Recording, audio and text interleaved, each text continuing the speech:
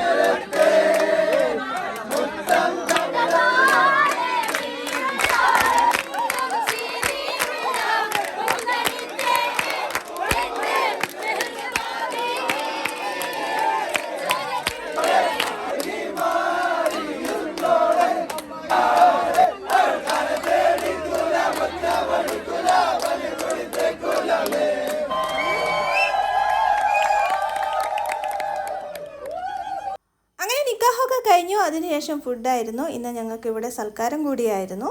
ഇനി ഫുഡൊക്കെ കഴിച്ച് മണവാട്ടിനെയും കൂട്ടി ഞങ്ങൾ തിരിച്ചു തിക്കോടിയിലേക്ക് പോകും. വൈകിട്ടാണ് അവിടുത്തെ ഫംഗ്ഷന്.